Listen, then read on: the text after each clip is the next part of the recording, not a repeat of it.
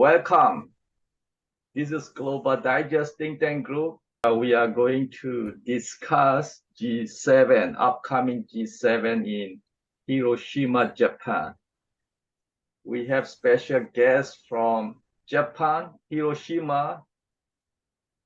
Today our speaker is John Mansing. He is an expert on Japan, and he can share this upcoming G7 meeting in Hiroshima, and then we can discuss based on his lecture. So, are you ready, John? Yes, I'm ready. And Please, welcome. can you briefly explain about the G7, upcoming G7 in Hiroshima, and what is the role of civil society and what is the role in the region, Asia Pacific region, and as well as we call Indo-Pacific region. We have a professor from India, Professor Suprita. She may comment you what you are presenting as you are expert on Japan, because she knows as well Indo-Pacific region. So please briefly you can introduce and then you can explain one by one and what the people in the region can expect it and what the role of civil society, what the role of other Asian country and other Pacific country in this region. Please, John, it's your time.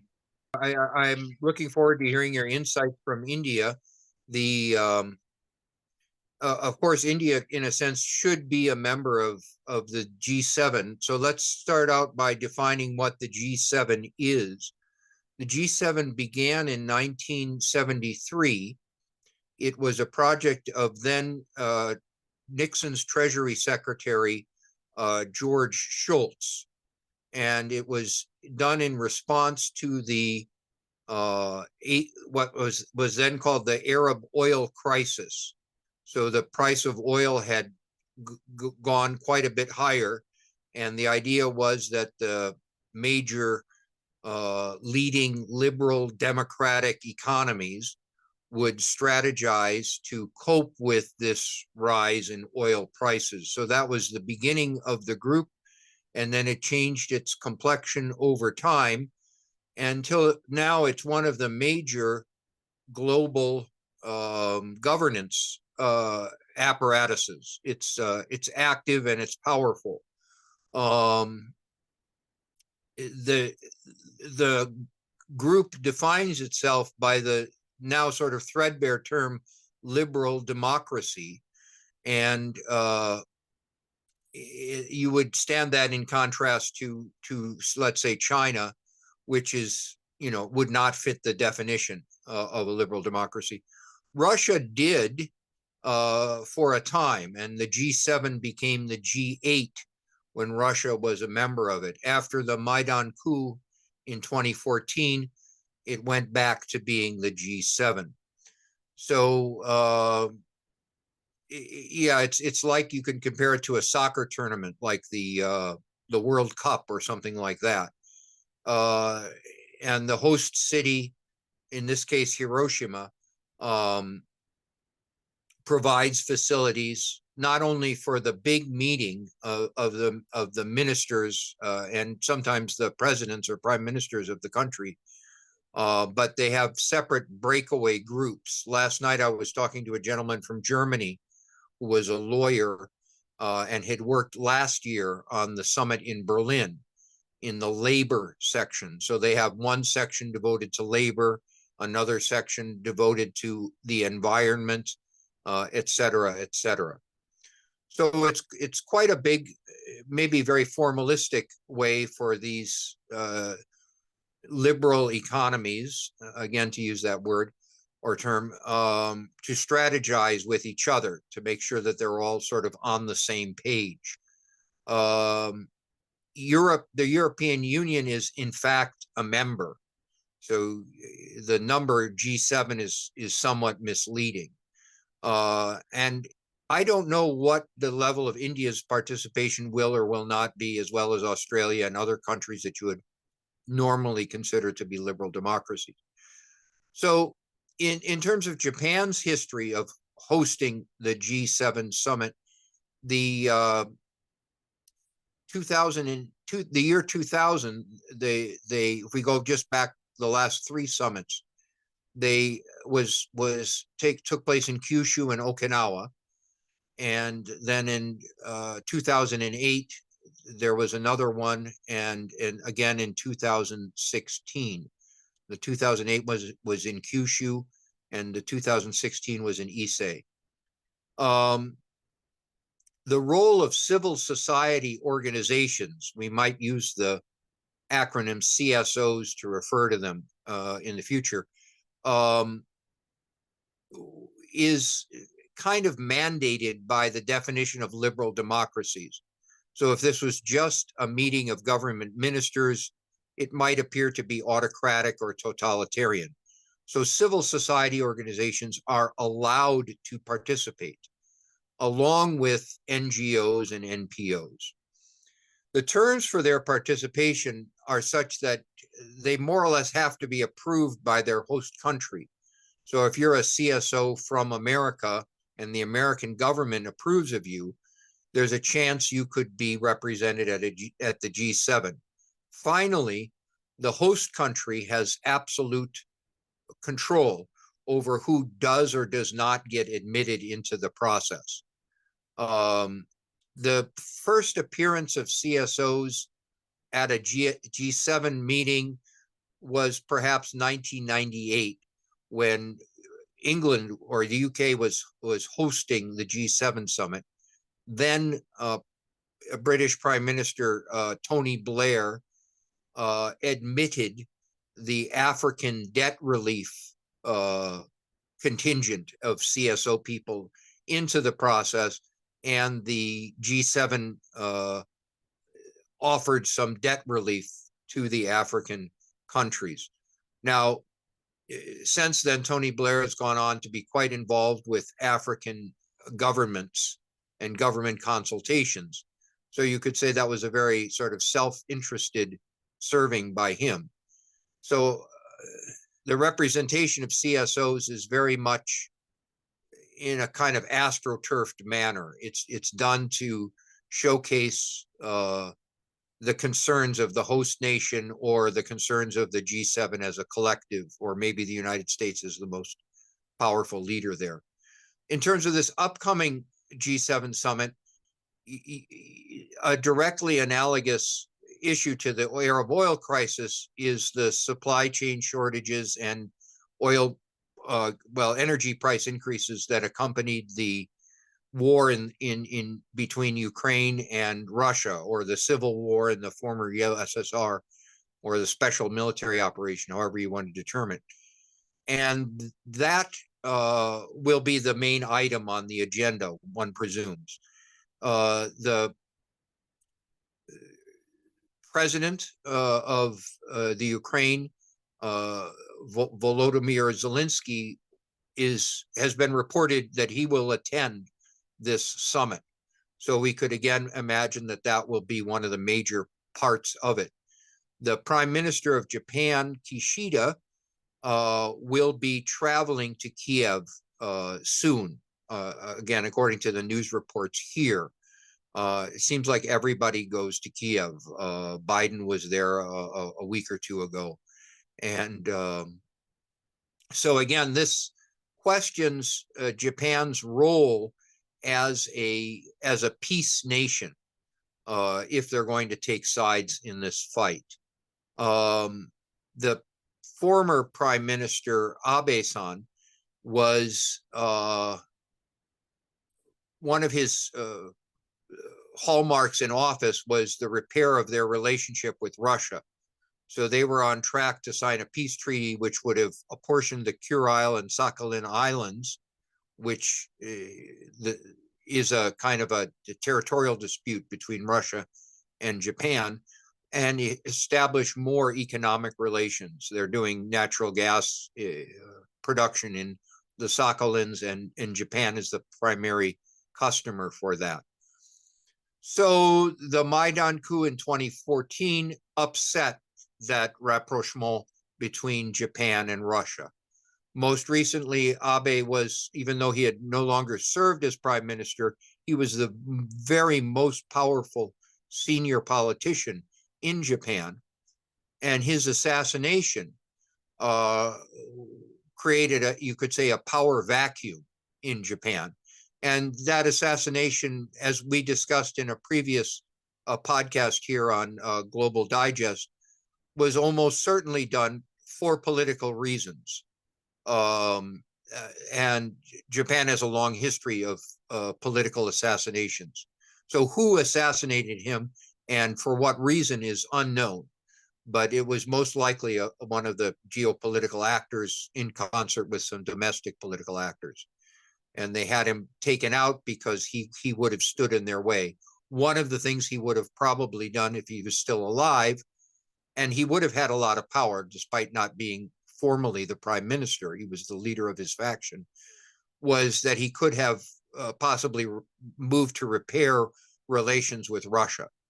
And that would have stood in the way of those who wish to have a war with Russia.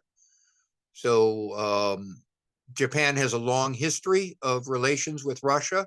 It's in Japan's interest to have a relationship with Russia because of their geographical proximity, and yet it interferes with European and American political machinations to have that.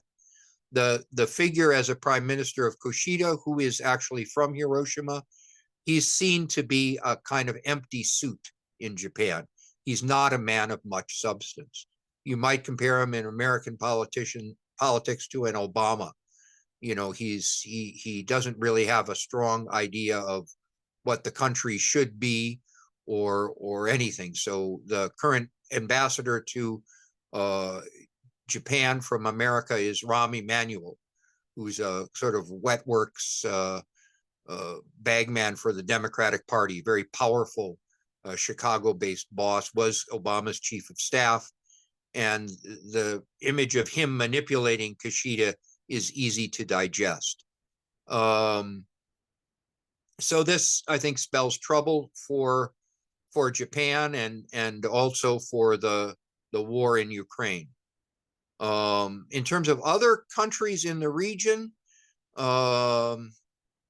and how they would be expected to participate in the G7 or be the recipients of whatever the results of that were, how much Korea will be involved, et cetera, I don't know.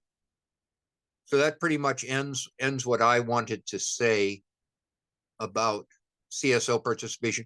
I myself am a member of a group here, a civil society organization group called Hiroshima's Historiographers. Just last Friday, we had a meeting with the city office that's responsible for managing CSO participation at the summit. There was maybe about 2 or 3 dozen people there.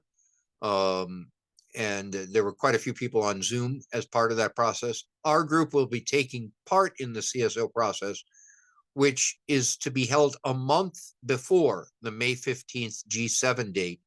So around April 15th, there will be a separate summit, which is being turned to C7 Summit, the C being the initial for Citizens Group Summit.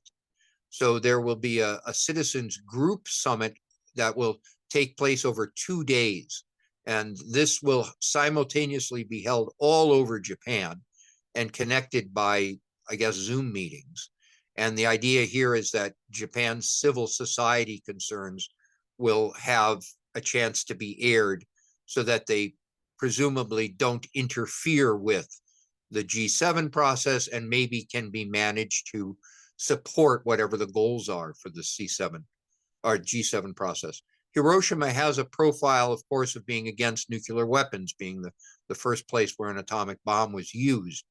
So the atomic bomb victims, who are termed the hibakusha in the Japanese language, there's a sort of apotheosis of the hibakusha that goes on, where these the idea that there's a victim narrative that's been spun out of the atomic bomb that is very common in Japan. And the idea that there should be no nuclear weapons may be used in the G7 process to attack Russia, because Russia is a nuclear powered country, or a country that possesses nuclear weapons. So Russia will be shamed, again, presumably, for the threat of using nuclear weapons. That largely this is fabricated and not related to the actual situation, may be irrelevant, because the idea seems to be to demonize Russia. So that's it. Okay, okay, John. Before you further go on, I mean, I see on the article, the one you sent to me, Japan has several times host the G7 meeting, but Yes.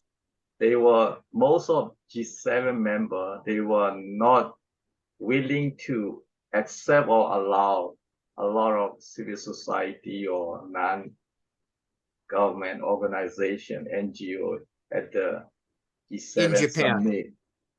Yeah, I Japan. mean, even many other G7 members, they don't. Example, it's turned out Germany is the only one, the most accepted civil society and NGO compared to Yeah. America, British, Japan, or other G7 member. The highest number accepted by Germany. And Japan was, by chance, they started a little bit willing to accept from 2000 and 2008. They can Yes. do, in exchange with the high level discussion between civil society and Japanese high level government officer. That is the meeting point between civil society and Japanese authority. So that is very good starting point, 2000 and 2008. But 2016, it was a little bit, decline. Abe was restricted many civil society to join the summit compared to the previous summit. It was, even though he still allowed them, but it was reduced. The number is reduced or limited.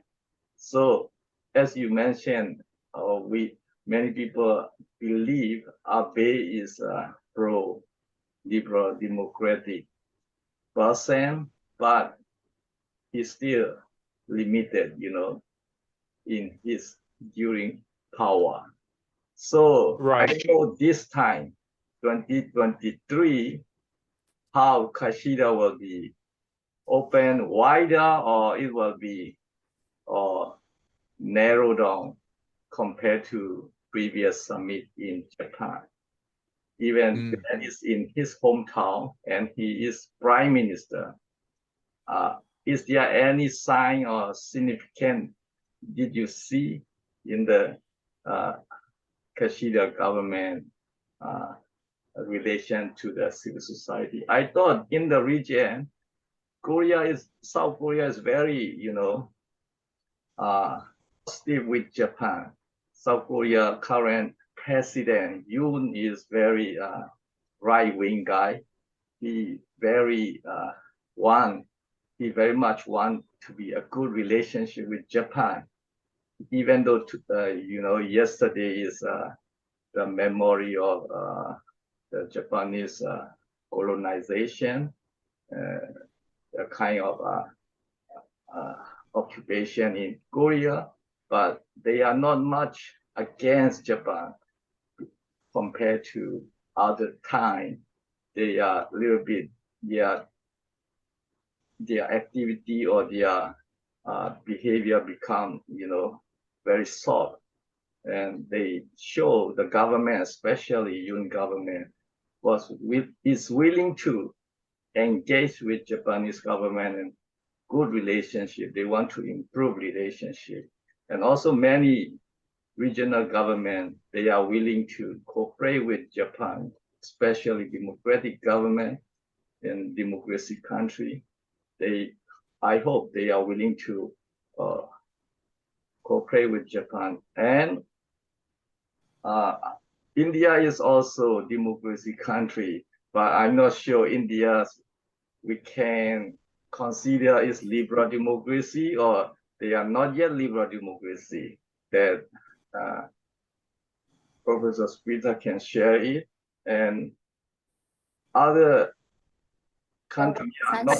Thanks, John. And Yes. there are two John. Hello, sir. This is Suprita Suman. Hello, John, sir. Okay. Hi. Hi, this is Suprita Suman from India. And just before moving towards this discussion, one thing I wanted to make it clear that being a liberal democracy and showcasing that we are liberal democracies, these are two different things. In case of participation of civil society, because all the civil society members are not going to participate. So that is also very much important that to whom government wanted to promote. Everybody will not reach the stage. So from there is been many live between cup and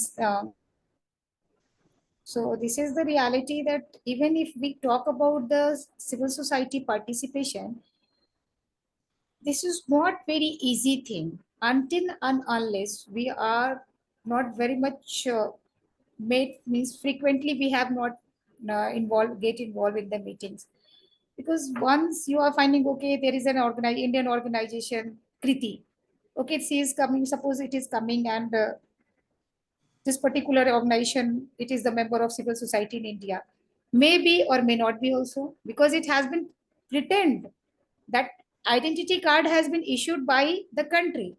Right now I cannot say that my country is a liberal democracy.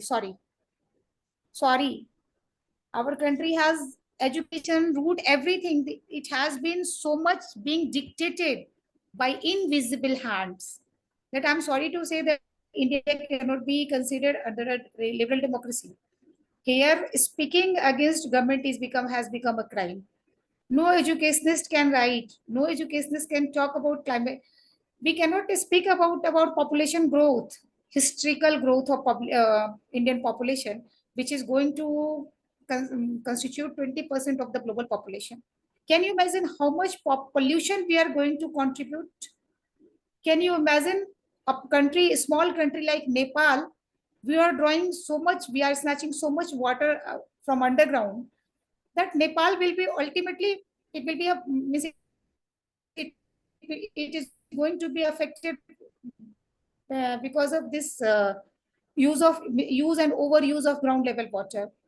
So climate change, we cannot talk about climate change. Climate change in India, climate change is nowhere a subject. It is just a poster child. In Nepal working, you can have a visit, you can pay visit to India, and you will find that reality is something different. So anyway, but this is also thing, if Indian government takes initiative to do anything in the global politics, that is always welcomed, because global peace, we all are connected, our problems are connected, we cannot be immune if the world is be means ready to face any disaster like climate change, natural calamities. We all are one. We are now the politics is not the global politics. Are, if I'm not wrong, then the politics has human politics has reached to the moon also. Our politics is not only geopolitics. Now it is galaxy politics.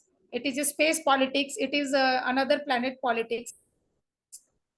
Human politics means the term politics has reached everywhere. Wherever the science reach, the science and politics, these are two things which make the first step anywhere. If we have invented moon, we reach towards the moon, the mind politics,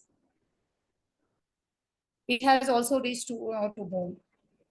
When we are going to moving towards space, our geopolitics is also moving, means causing some problems. So human mind is the geopolitics. It emerges in the human mind, and human big for here.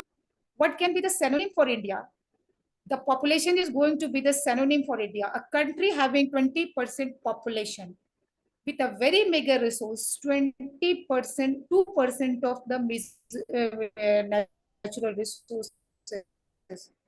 Can you imagine Indian population is going to be a population bomb? More disastrous, more devastating than an atomic bomb. Hiroshima has died due to one bomb explosion. Nagasaki has taken a new birth. I think Hiroshima will remember when the American president will come and say it is civil society. It is something very painful for the Hiroshima history that America is who has dropped the bomb, destroyed the city, and now we are talking about civil society. Reality. How a civilized person can create a bomb and dare to drop a bomb and killing the innocent people? I don't think it is any rational. We are going on anyway. Any good move at any time, it is always welcome. Now, three questions I have to ask Professor John. Yes, First, please. yeah, you were talking about European Union. Due to the as the European Union is also going to participate, so number of G7 is not very much definite. So if European Union is going to represent a civil society, so if Russia has been replaced and it was to because it has annexed Crimea, then Malvinas, if I'm not wrong, Malvinas is still a colony of United Kingdom. Still, Malvinas has not got independence. One thing, and European Union, consisting the members of most colonial powers. I think most of the European they have the legacy of this colonizing the history. So this time I'm not if history has not been repeated, I don't want to repeat the history. But what about you participation of United Kingdom and whether the Malvinas will be a topic on the discussion? Because it is also an oil exporter and it has been captured, still it is being colonized by UK because Malvinas is the source of oil for energy security. Number two, the foundation of this G7 was particularly means came into existence due to the oil crisis. This is the time that due to Ukraine crisis, again European Union is facing the problem of energy import. Three, that my question, yeah, it has been broken into two parts. Actually, I'm saying that this is the time when this area in Pacific has emerged, it got more prominence in global geopolitics. Like in 17th and 18th century, European countries were major powers. So this is the time, and this is the era of this Indo-Pacific region. This is the time for us. Like there are major economies which are getting prominence, like Singapore. Vietnam is also emerging, re-emerging. Japan, South Korea. So this is the globally this area has become very much important. So in this period, if Japan is hosting this conference, how much the geopolitical factors will have their implications on this meeting or conference? So that's all. You have another John. question? One more question? No.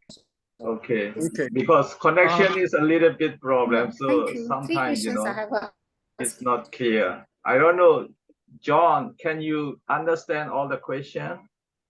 Maybe not. I'll do the best I can. And if we Okay. need to go over anything again, we can do that. So in response to what you were saying initially, John, about the 2016 summit, what the Japanese did was to limit the participation of CSOs through bureaucratic hurdles. So they had them located in an area away from the media and the main participants. And then they didn't publish their names in the catalog, and they kind of gave them short shrift in terms of briefings. and did other things to Right. sort of confuse them and belittle their presence here. So will that happen again this time? Um, what they seem to be doing now is to be organizing this citizen summit a month before, and they're bending over backwards to be inclusive. So anybody who wants to participate is being allowed to participate. Of course, one assumes that their participation will ultimately be meaningless, um, and that only the concerns that the government favors will be amplified. And what those will be again is anybody's guess. My guess is that they will concern anti-nuclearism, or removing all nuclear bombs from the earth. That this will be a very important topic, even though it's kind of like unicorns and fairies. It's not a realistic topic, but it advances the narrative, the anti-Russia narrative of the Americans and the NATO countries. So, will there be So, any challenge to that is a good question, and I don't know the answer. Certainly, Abe's relationship with Russia was also mirrored in his relationship to India. Abe had a very strong relationship to India, and he emphasized the necessity of India and Japan having close relations. Is that being carried on through the Kishida government? I don't know. I think mostly it's treading water. It's about the same as before, neither getting stronger nor getting weaker, is the impression that I have. This is the same for the Philippines and Indonesia, etc. Japan is well aware that they face a mortal threat with China, and if the island of Taiwan becomes a part of China, then Japan would be mortally threatened by that. And of course, China has been relentlessly expansionistic. You mentioned the Malvinas Islands. So, like the Solomon Islands and so much of the Pacific, South Pacific, there, China has been moving to take control of over those. Sri Lanka, where I lived for 7 years, is now essentially a colony of China, or in the process of becoming a colony of China. So the presence of the UK there, I guess, is something to be wished for, and but the threat is that through elite capture, the Chinese will be able to buy off the Maldivian leadership and make the Maldives, the next Tibet, as it were. So the threat of Chinese occupation and expansionism, will that be on the G7 agenda? I don't know. And that's kind of not a civil society concern, but they could have Uyghur genocide victims as part of their process. One thinks that they probably won't. So yeah, to my mind, the civil society angle is artificial at best. So legitimate civil society organizations having representation at the C7 or the G7 meeting is not something that ever has happened or ever will happen. The question is, you know any list of civil society? Do you know how many number of lists they are already that's allowed a good right now? question. Yeah, you used a metric which afforded us a comparison, saying that Germany was the most inclusive of all the G7 host nations in allowing C7 or CSO organizations to attend. I suspect at this one, Japan will look to meet or beat that number. I mean, they will look to be very representative. What does that number mean? Anything? I would say no. That they allow a lot of CSO groups to come there. I don't think that it's a significant portion. They can't not let them come. So they have to let them come. And then do they have to control them? Of course. The gentleman I was with from Germany last night told me that at one of the G7 meetings, they essentially had a riot. The German political left, for lack of a better term, trashed the whole city. So now they hold their meetings up in the mountains so that these kind of protesters won't come and disturb the meeting. Whether you want to call those protesters CSOs or not is a matter of nomenclature, I guess. In Japan, they fired a missile over the one of the protest groups. So the idea that there would be some kind of violent protest which would mar the proceedings is certainly a threat that the Japanese government would face or would want to, not have happen. And the way they seem to be doing that is by having, again, the citizen summit a month before, allowing everybody a chance to express their opinions or their concerns, and then they will manage the G7 as they see fit. 2 weeks from now, there's a concert that's being organized along with a speech from a Ukrainian representative. The theme of this is, what can Ukraine learn from Hiroshima in terms of rebuilding after a war? So again, that kind of gives you an idea of what the theme of this G7 will be like. I'm going to have dinner on Monday night with the president of the G7 process. His name is Murakami. And I won't be having dinner with him alone. It's part of a group dinner for the Hiroshima American Japan Friendship Association. So I may learn something there, I suspect not, but just get a sense of what's going on. In terms of the other questions that the professor from India had, I'm trying to remember what they were. She said that India was not much interested in participating. I wish they would, because they may encourage this, Russia-Japan rapprochement, because India has been, certainly you could say, the strongest country to remain neutral in the wake of this, civil war in the former USSR. So that neutrality, one would hope that Japan would also want to imitate. But again, you asked about the leadership in Japan and how would Japan be a leader in terms of like East Asian or South or greater Asian concerns.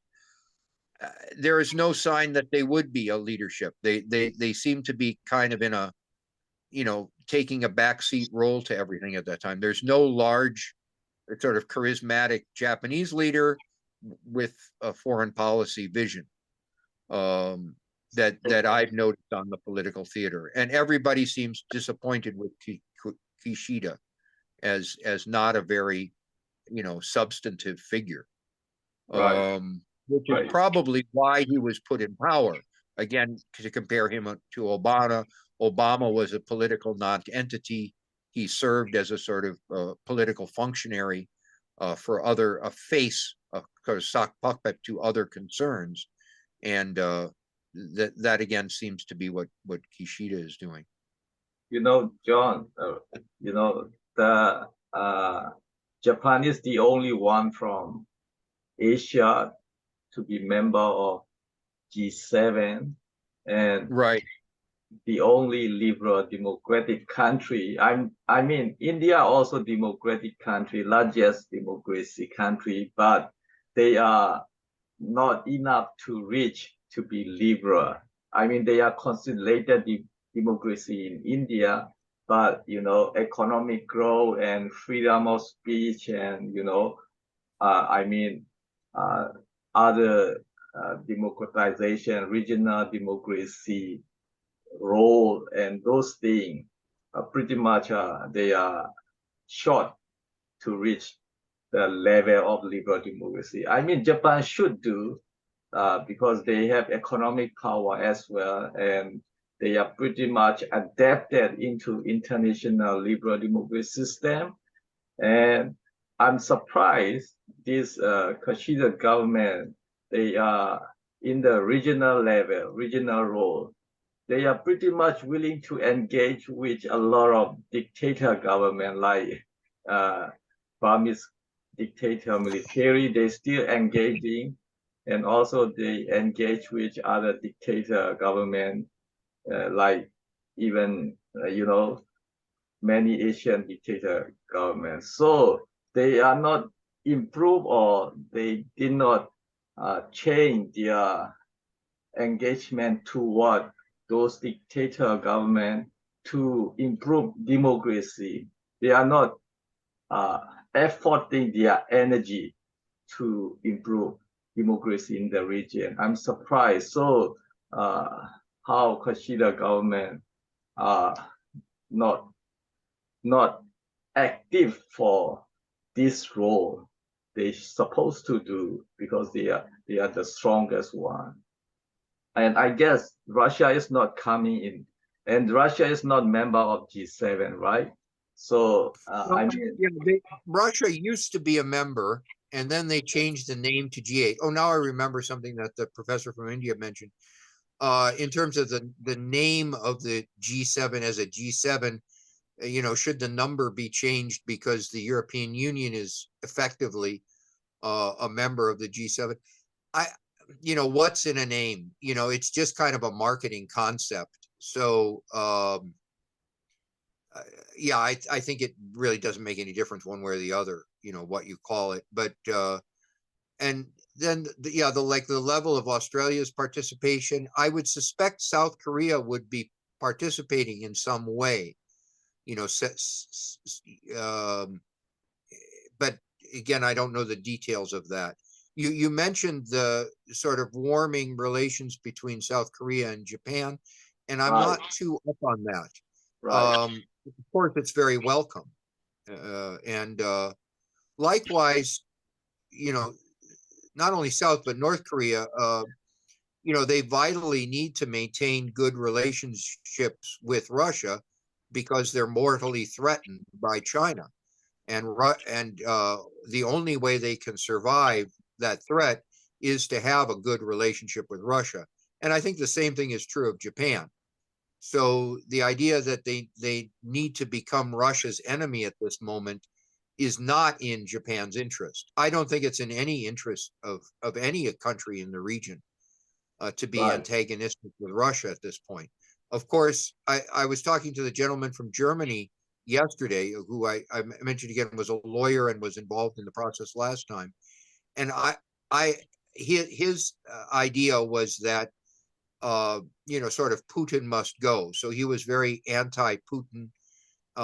He said that Germany had constructed LPG ports to receive natural gas from the United States. He was not very much disturbed that the Nord Stream 2 pipeline had been blown up. He thought it had been blown up by the Russians. There are reports that it was blown up by America. So the NATO narrative about the Ukraine has wide purchase in Russia. And I asked him about dissidents there. And there's some people on the left and the traditionally Eastern European or Eastern Germany part who tend to have a more sympathetic view of Russia, but they're very much a minority. Although they've had enough power to sort of delay the sending of military aid to President Zelensky. And John, right. And G7 is basically, they are more interested on the economy compared to the, military or any Well, that's security my issue. impression. Not only the economy and then in different sectors like the labor laws, so that all these countries have essentially the same labor laws, and environmental policy, so that essentially all these countries have the same environmental policy. So that's what they seem to work on, coordinating, you could say, bureaucratic details. So that's why they will not much pay attention, or military issue like conflict between Ukrainian and Russian. Even Japan is not that strong, and they are not delivering any weapon, not significant. They supposed to do as liberal democracy country, but as expected, they did not. And even though Japan has as well as their own, uh, uh, conflict with the Russian, they should much very side with the Ukrainian, but they are not doing.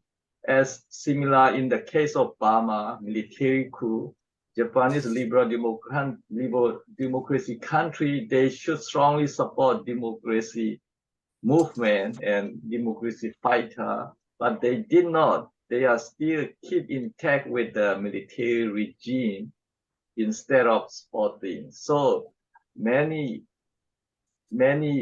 sector for Japan, they are failed to do what they supposed to do as a leading liberal democracy country in the region. I mean, they will be more pay attention on economy. It will be more likely to happen, I guess. Well, yeah, as I mentioned, I kind of see the geopolitical situation as, either helping China genocide native populations or not. And whether those native populations are protected by a military government or protected by a liberal democracy government, I think it doesn't matter. The only thing is, are they effective in stopping China from genociding their native population? Now, in Tibet, of course, they were not, and they have, and also in Eastern Turkmenistan. So, what kind of government formulation would be best at resisting this kind of Chinese expansionism is sort of the question. Whether it's liberal or democratic or not seems to be kind of irrelevant. Yeah, it's not working, liberal democracy is not that much as expected. It's not working in this Asian region, Japan is strong liberal democracy, South Korea is liberal democracy, Taiwan, Philippines also uh, consolidated democracy, but not yet liberal democracy. Same with India, like Malaysia also consolidated, but not enough to be liberal democracy. And there are many democratic countries, but it is not, increasing liberal democracy in the region. At most, they can maintain democracy in the region. Otherwise, it will be, slope down the democracy in the region, like coup in Burma and other military government in Thailand and many other communist countries. China will be definitely not interested the G7, and they will not like to happen successful in G7 because they are not member of G7 and they don't taste that with a liberal democracy. So absolutely China not interest. So it will not helpful for China. It will not, China won't interest to see G7 any event. And in that way, Japan might be very much aware competition with China in the region. So they might engage with many undemocratic countries. But my point is we have many democratic countries like India, Japan, if they are joined together, combine their power together with Australia as they are part of Quad members and other democratic countries in the region, they can stand up with China very well, but they are not able to, connect each other and they cannot work together yet as far as now. So the China, they cannot able to stand up by democratic country in this geopolitical game. So we need a combination or cooperation democracy country in the region. how do you think this G7 uh, outcome, what they will achieve? Well, unfortunately, what I think they will achieve is a kind of a consensus that Russia needs to be destroyed and that Ukraine needs to be supported. And that this will be kind of a show in that direction. That's what I would predict. It's certainly not what I want, but that seems to be what's in the cards. I see.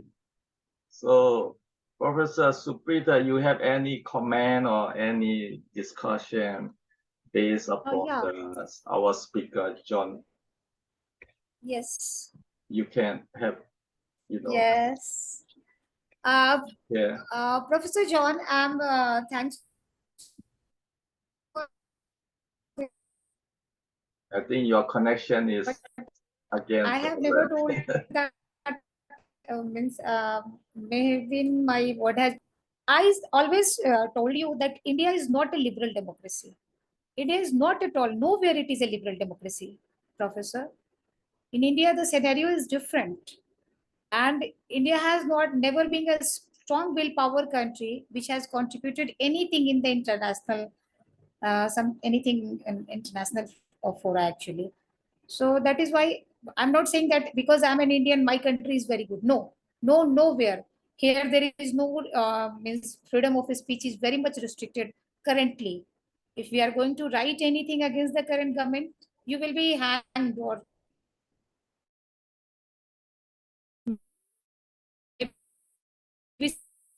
some other way. There will be no trial. So that is why I told you that.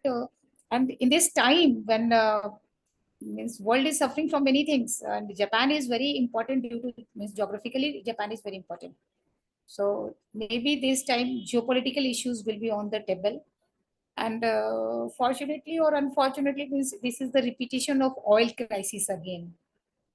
So I think the beginning chapter is again going to reopen. And yes, Professor John, I have agreed that Sri Lanka and Maldives, these countries are going to be the colonies of China.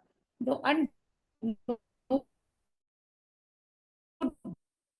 doubt I was surprised India have position. means very clearly. I was Hmm, I was not means satisfied India position. As last year we sent a letter to yeah, India Prime Minister related to the yeah. They are Burmese nowhere, military coup nowhere democracy and supported. They have anything. They any just know the right any India government role or on supporting they democracy are no in active, Burma. they are no, neither they are good, That they is are not. that is India has, sorry, uh, India has no image to be a global citizen. India has never acted nicely before, means with its neighbors. There is no neighborly concern. India never is not capable in providing guardianship to its small neighbors like right, Nepal, right. like Instead of supporting Myanmar, democratic movement in like Burma, India Bangladesh. government It is allowed Burmese military to it just use makes noise of India on Kashmir, airspace just and raising the attack voice on Kashmir and everything. democracy. Yes, you know, last year, India government, instead of helping democratic movement, Indian army allowed Indian airspace to use by Burmese military government, and they attack the democracy fighter India at is just the going to be a border. population bomb. It's a population bomb consisting 20% of population, which is going to be a trouble. It is going to damage the Indian Ocean. It is going to damage the fragile Himalayan mountain. It is going to damage the largest delta of the world. This population is going to be it is going to contribute in climate warming.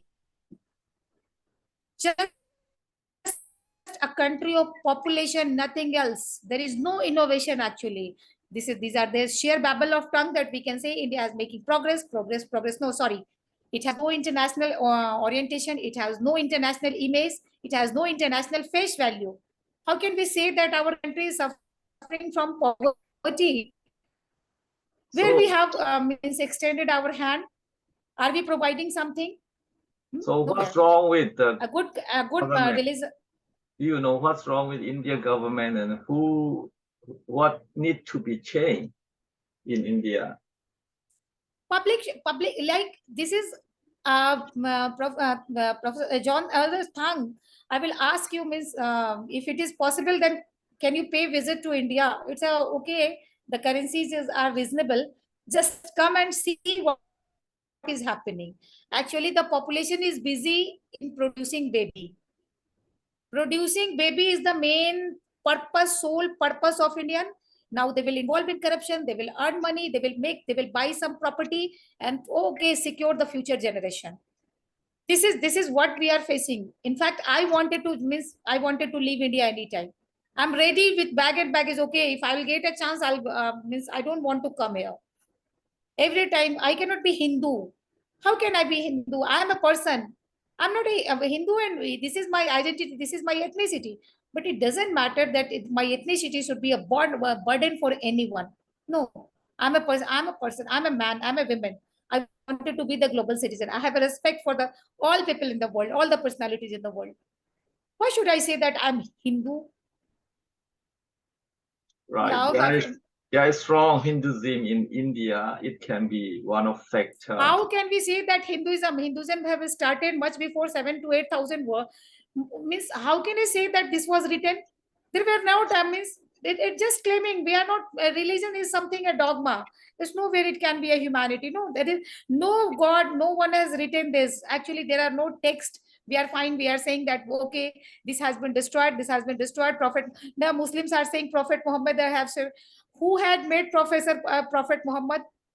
I never met any Hindu deity. I never got a chance to meet the God. How can I say that God has said? So living peacefully, coexistence is the best religion. It means something. There should be a proper discipline. I love to be a human being. I'm very I'm very happy. God had made me, and He has given so beautiful world. Let us create in means is doing something good. What should I say? Not is means claiming that I'm Hindu, Muslim, Christian, Sikh or anything. No, no, nothing. No one. That is, I mean, I respect religion. I have a respect for all the religion, but I I'm not in guess favor of. India should improve, religious harmony, and it should be direction There to are the deliver invisible hands are democracy. running the government. Invisible hands are running the government. The most arrogant public, the most illiterate public, they are not educated. If the government will say, oh, clap, clap, the property will come, everybody will start clapping. Means there is, Right, right. means they are so blind, they are so blind, they are dancing on the tunes, whatever it has been given by tunes of the invisible hand. So this is the main problem. Social Sometimes I religious think that factor, social religious factor, right? social, social political, socio-political. I see. So what I think that India should emerge like a good guardian, regional means local guardian in South Asia, South Asia. Then only the in what look what India is doing in easy mode. It is adverse relationship with Pakistan. India is not doing anything for the Nepalese. Means a big country should be able to accommodate the regional diversities, regional education, Right, regional culture, regional immigrants. They should be welcome. They should be ready to welcome this diverse manpower is coming to my home and homeland, and they are going to enrich me. But no, we are so much that we are replacing our neighbors. This is not yours. Look, this is my land. Live this land. What is this? What is this? Means India cannot be a good. It is not a land of educated. Means here the revolution is not possible, because the revolution is possible there where the educated people live. They are mentally educated, literate people are living. No, sorry. Okay, there are very few fellows who are fed up with India. They are doing very well. They are working somewhere. They are doing. They have excelled in their field. But sorry, rest of those the mediocres who are living in India, their condition is very much miserable. right. So it is The world very, means I think Yes, it is discouragement in India position for the Yeah, Quad and there should be a Indo-Pacific there should be a region world organization. democracy. I am waiting for one day when someday an international organization will force India to reduce its population. That your population is going to destroy the world. Stop increasing the population. I'm waiting for that day. 20% population India is going to contribute. It will damage the whole Himalayan ecology.